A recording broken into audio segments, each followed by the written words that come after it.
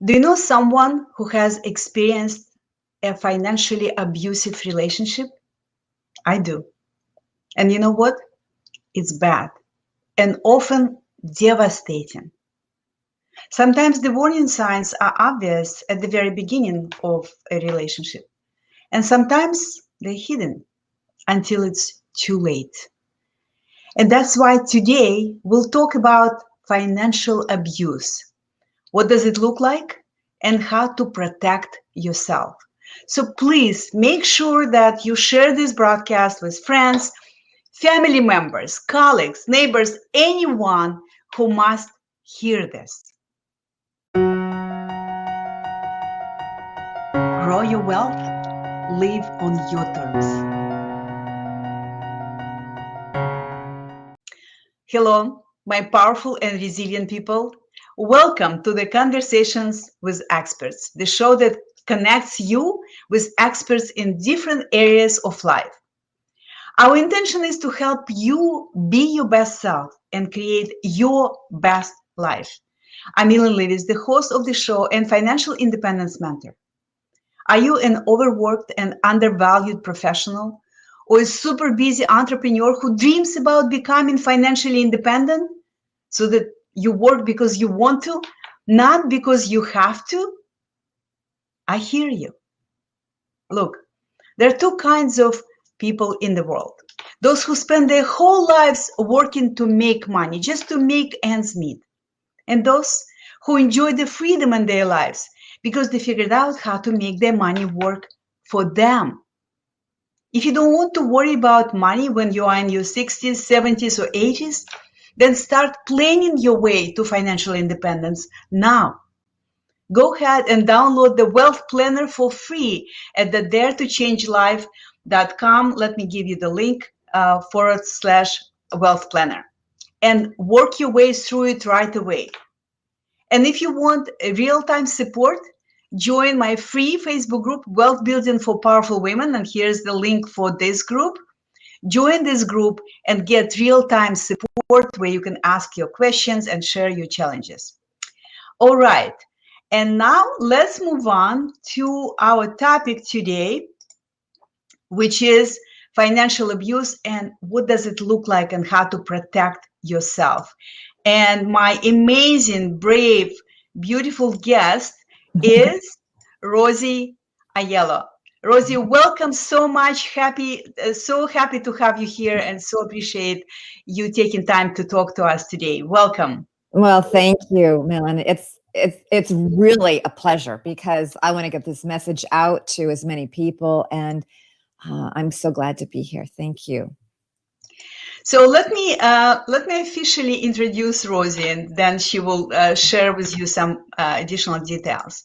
So Rosie engineered an international escape from the Middle East back to the United States just to save your young adult daughter and herself from domestic violence. Mm-hmm. Stunned by PTSD and nearly mentally destroyed, she reinvented herself and became a speaker, best-selling author, award-winning entrepreneur, and a host of the Vulnerable to Valuable podcast. I love the name of this podcast. And now Rosie empowers women to reclaim their voice, their value, and their confidence so that they can create the productive and joyful life they desire. Welcome again, Rosie. Thank you. To have you. Okay, so I have so many questions for you, obviously. And let's start with your story. Tell us what happened and how life put you in a situation where you had to basically orchestrate this incredible escape from Middle East just to save yourself and your daughter. I met my husband when we were in Berkeley. So I was an undergrad and he was a graduate student. We moved and he was already working in the Middle East and I moved there immediately. So I left my booming career, my family, my friends to go over there. And was he from the United States? No, he's a Christian Lebanese. Okay. And yeah, so we met in Berkeley, but he had moved back to the Middle East to work there. And then we reconnected. And I was a high-powered woman in Silicon Valley in corporate finance. So so from the beginning there were things, but I didn't know them, right? We don't know the signs of abuse.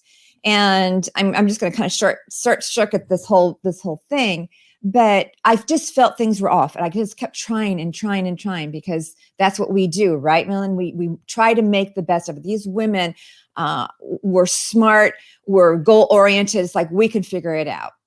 Well, I couldn't figure it out. We had one daughter, and when she became a teenager, he started to really treat her the same way. He put her down. He insulted her. He threatened her. We were threatened so many times to just, you and your mother just go back to the United States, although she was born in the Middle East. But you know how traumatizing it is for a child to hear that your father wants to throw you out. So when she was a junior at the American University of Beirut in Lebanon, she was born in Saudi Arabia, where we were there for about 12. So I was in the Middle East for about 25 years, half the time in Saudi Arabia and about half the time in Beirut, Lebanon. And there was war going outside in Lebanon. I've seen a lot of military conflict, and yet the biggest one was within the four walls of my home. And one day in university, he said, "You just got to take me away from my abusive father." And so within 4 months, I planned the escape of our lives. I copied financial documents. We'll get into that in a little bit. My brother was instrumental in helping me, on a scale of 1 to 10 of stress. I think it was more like 110, because he was home like 24/7, and we had to live in help. So to plan this escape with everybody around, I swear, I don't even know, God was watching over me. That's all I can say of how I really engineered this and really came out of this. But we went to the United States every year as a family, and not to liken myself to Viktor Frankl, but how did he escape? He escaped and stripped down naked and buried himself in a body of naked dead bodies in a truck. Okay. Well, I knew I had to escape in plain sight. I couldn't, there was no internet then. I mean, there was, but I couldn't get, Lebanon's a small country. I couldn't just leave the country, and if, people would know, because my ID card would say wife of, and I just had to go with him. So I remember that day we got in the taxi. My daughter was in the back seat. I got in the back seat, and he was in the front seat. All three of us were going to the United States, but only one of us I knew was going to be going back home, or going back to Lebanon. And there are no direct flights from Beirut to the United States. We stopped in Paris for a couple of days for a layover. Paris, San Francisco. I remember looking at my daughter in that plane, an Air France plane, and we knew what was coming down. And there he was. He had no clue. And we arrived at the San Francisco International Airport.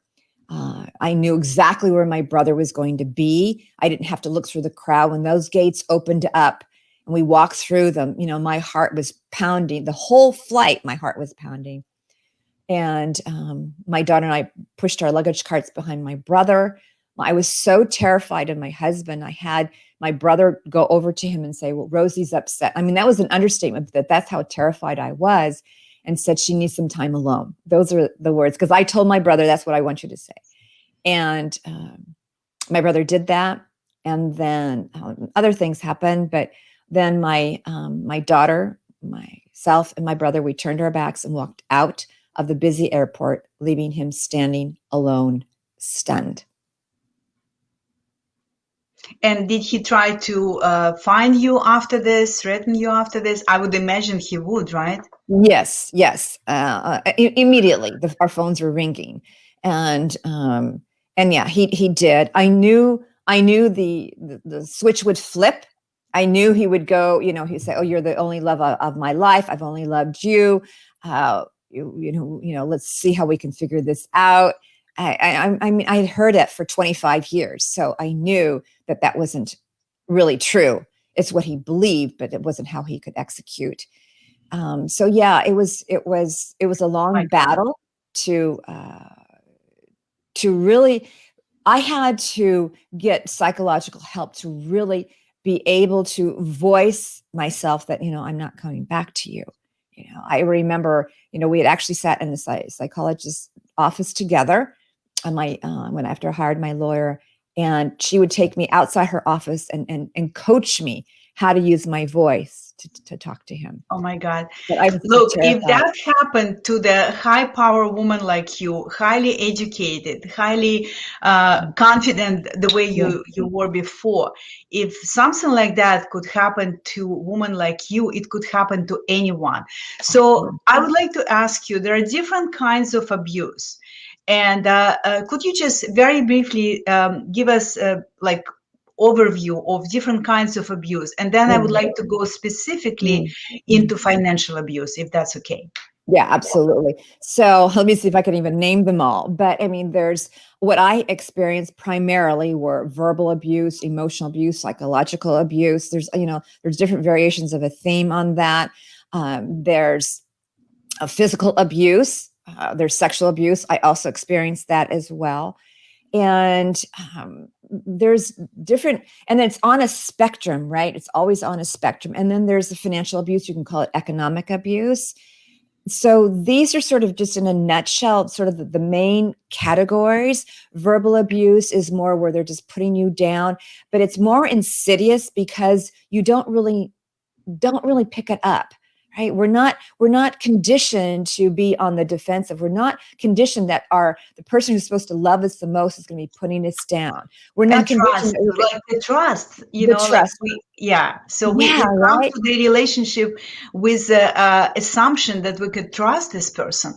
So sometimes when things just happen, it's just hard to believe, right? Right, and it is, and so you're just not going with that frame of mind. And like you said, as you know, I talk to a lot of really empowered women, and I don't want to say we're all smart, but smart women. Abuse has no boundaries. It doesn't matter whether you're smart. It doesn't matter whether your father is a PhD and you have a PhD, and you grew up in wealth or you grew up poor. It doesn't matter. And that's what I want to empower women, is like they live in so much shame. Like, how could I have fallen for this? How could I have done this? I'm so smart and everything. I'm so successful here. I'm so this. And yet it happens. It has nothing to do with you, really. You're not broken. There's nothing wrong. These are very powerful pathological behaviors that you can't fight. It's really hard.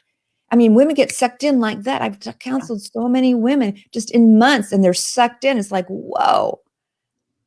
So can we talk about specifically, because you're right, there are all kinds of forms of abuse there are, but could you focus on financial abuse? Are there any specific signs, any specific red flags that we could maybe pay attention to and get warned about, like anything? Yeah, and I'll start with my own story, right? So this is, again, and I want to also add, I have an MBA in finance, okay? So again, it didn't matter, right? When you get sucked into this web that is so powerful. With my husband, because I had an MBA in finance, I knew where all the money was. I knew access to all the accounts. I would sit there with the bankers and discuss his portfolio. Okay. So I would discuss it. I would give advice. I would give my suggestions. I would do analysis, everything. But I couldn't touch his portfolio. And because we were living in the overseas, he says, well, for tax reasons, I don't want to put you on anything. So my name was not on any account there. I had one little checking account, which he filtered. He funded that account, from his other things. Now, fortunately, I had some money in my own account in the United States before marriage. So that was one thing. I didn't have anything in my name. Right? Could you ask him? Could you demand? Could you request that you be? I tried, right? But that's what he gave me. Well, for tax reasons, because if I put you on, then we're going to, be taxed and everything else, and I have to report my income. And he had a lot of money. So that's one, just again, that's an example of what happened to me. Now, some women, now when I would want to go shopping or something like that, he would fund the account and I go shopping or whatever. Now, he wasn't so much where I had to actually give him the receipt and with the change and everything like that. I've spoken to women where that's another thing. That's another sign of abuse, where they give you the money and then you have to actually produce the receipt and give the exact change back. Okay, that's another example of financial abuse. Um, so that was a huge one for me. Then I used to work for his company. I worked for his company, and I worked for his company for a long time. And again, I did everything financial. I'd set up the entire accounting system in his business. It was a small company, but anyway, I did all of that work. Then one year, I don't remember how many years we had been married, so how many years I'd been doing this. He decided, okay, I'll pay you, and I got the highest salary because I was the highest value in that company. But I never saw the money. He decided what to do with my money. So I had a house in the United States. He says, well, we'll just put it towards that house, which, I could have made that decision myself, but I didn't make that decision. He made it for me. So again, this was another decision that I had no power over. And obviously you can tell I was quite skilled. So I started to meet some Saudi, especially when I was in Saudi Arabia, I met a lot of just amazing, brilliant Saudi businesswomen. And they wanted to hire me as a consultant. He did everything he could to sabotage me working. Oh, you deserve more, and so he'd make me almost price myself out, but then I would just lower it, which to a reasonable rate. But it was like that. He would like praise me. You see how backwards it is? It's like, oh, you're worth so much more. And so then I wouldn't be able to do it. So every time I tried to work and actually make my own money, he would make it difficult. He would sabotage, make it hard for me to get out of the house. So I couldn't go to the work where, and consult with the person. So those are another, how it forms. So I owned a house in my name before we got married. And when we would go to the United States to visit, we would stay in that house. And he had been saying, well, I don't want to take care of it. He was contributing, just somewhat to it. But I had the house for, 20-umpteen years. I can't remember right now. Mm-hmm. And then he says, well, I want to sell it. And I said, I don't want to sell it, And so we put it off for another year, but he pressured me. And this is what they do. It's that they're like, I don't know, a dog after a bone. They won't let go. And I just kind of gave up. I couldn't stand defending myself every time. So I said, okay, I'll sell the house. Well, it wasn't that I just sold the house, Millen. 3 days before it was going to be sold, he had his lawyer come over and coerced me in doing a quit claim deed. You know what that is, right? Yeah. So quit claim deed means I relinquished full ownership of my house to him. So how he coerced you to do that? Because that's obviously just in a daylight violation of every right that you had as an owner of this house. He just kept talking me, well, I've done this for the house and I've done that. And, he would just, they're very manipulative in how they talk. And I was by then we had been married a while. So I was already very intimidated by him. I was very scared of him. I was just terrified, right? I was terrified. And it's just, when you get in these relationships, it's very common to just like, okay, I just want peace. I felt helpless. I had nobody to go to. It was his lawyer. I didn't have a representative. Do you see how imbalanced this was? And so I sold the house and he took half the proceeds. And that's why I want to share this, how helpless I was. And that's why I want women to understand this, is that if it happens when you're so intimidated, and when it was hard for me to get even my own lawyer, right? But you need to do that. You need to get a voice. Even when we were going through our divorce, he didn't want me to use my lawyer. He was, oh, let's just do mediation. Let's just talk it out. Yeah, right. I wasn't that stupid by then. But they strangle you. So, Rosie, I want to be a little bit specific in terms of suggestions and tips that you could give to women. What someone can do, number one, to protect themselves at the very beginning from even getting into this relationship, that kind of situation. And what someone can do if she is in, and sometimes maybe men can be in this relationship, when person is already in such relationship, what would you suggest them to do? Yeah. So, before, I just, it's just like, I think of all these cases besides myself, they're just running through my head. But, have your own checking account, have your own credit card. I mean, it's just sort of the kind of like basics. And you know what? You don't even have to let him know. He doesn't have to know. When you think of a relationship, you should have this trust, but just have it. And no matter what, that he doesn't talk you out of relinquishing it, right?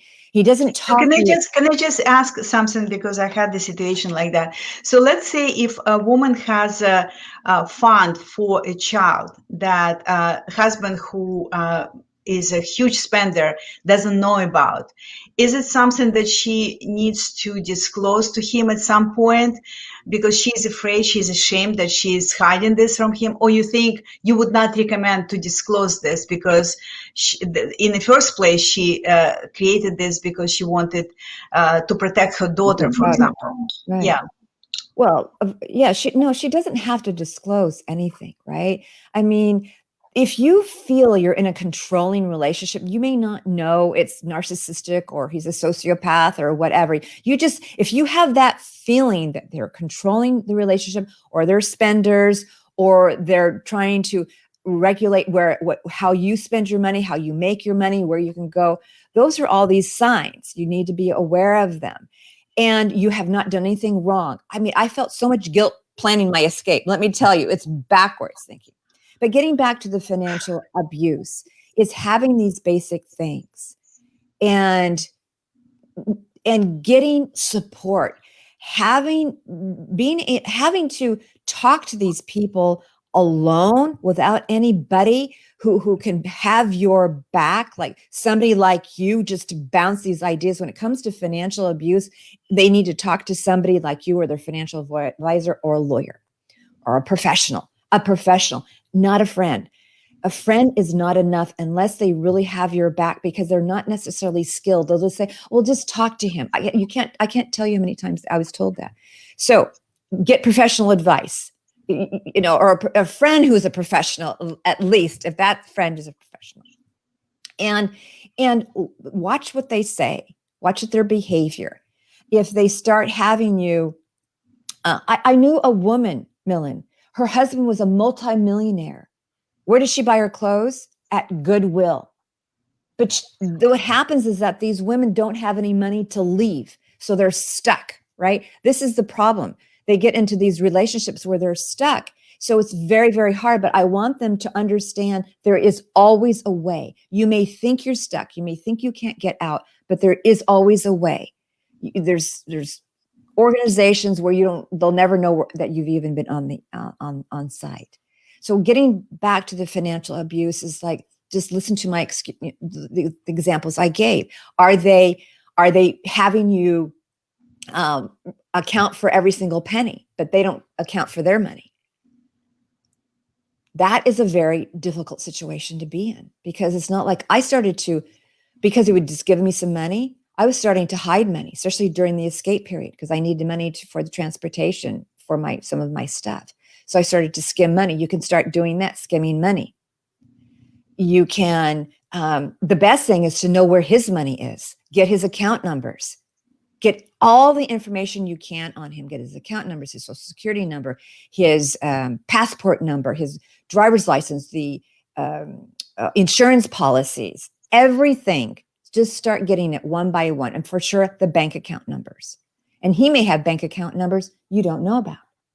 In my case, I happen to know everything, but that's not typical. It's not typical. They usually don't. So you may have to do some digging. If you don't know, this is another thing. If he says, I'm not going to tell you where my money is, it's already a sign. And you're going to think, oh, but I love this guy. That's not love. That's control. It may look like love. And he may be really kind in moments, but that's not love. You think you're love with a false view of the person. You know what? I so appreciate everything that you said. And when I hear someone tells me, you know, he's this, he's done that to me. He was so unkind to me with this. And then I said, so why don't you change this? And she would say, but I love him. And my response is also always, no matter how much you love someone, you have to love yourself first.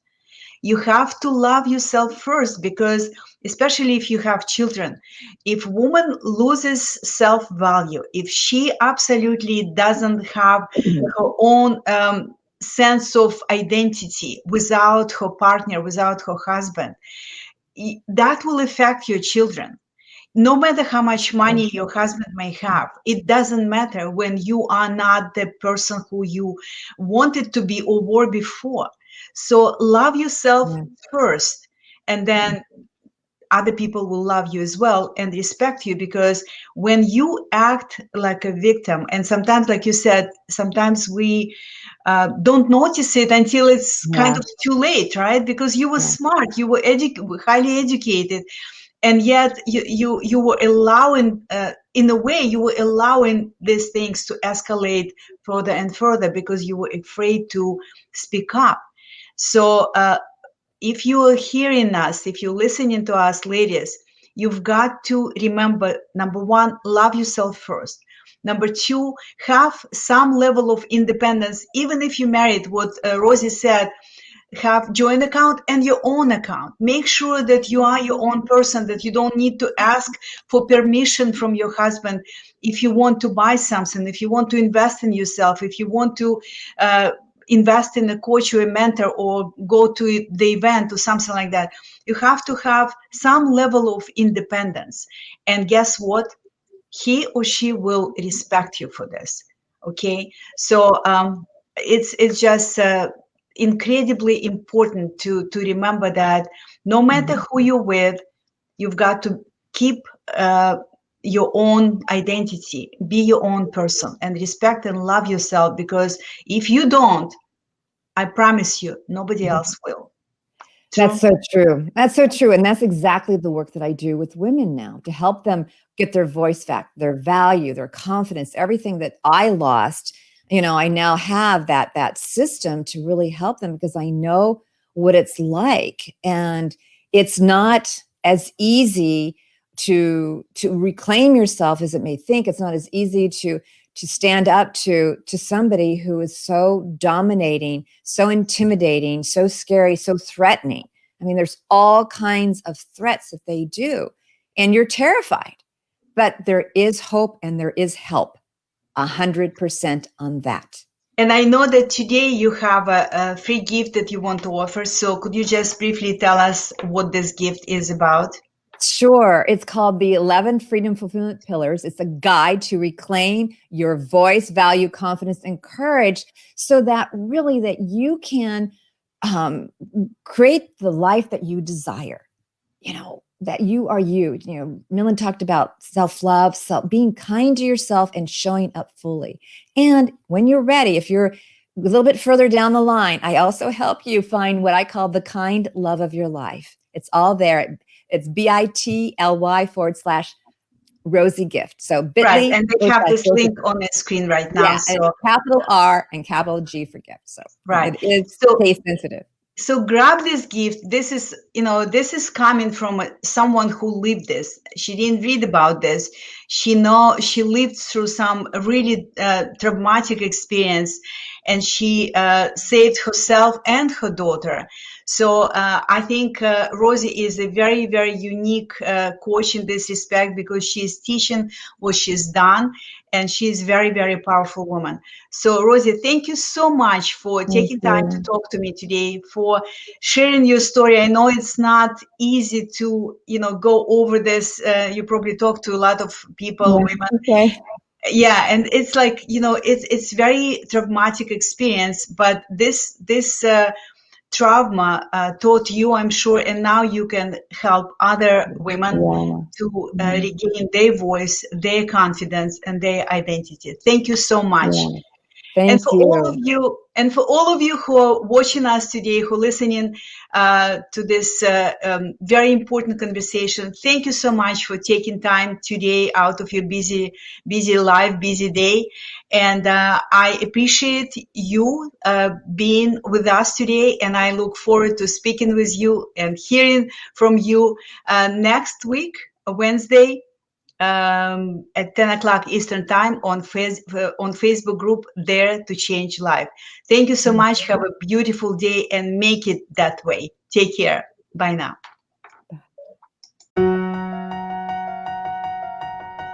Grow your wealth. Live on your terms.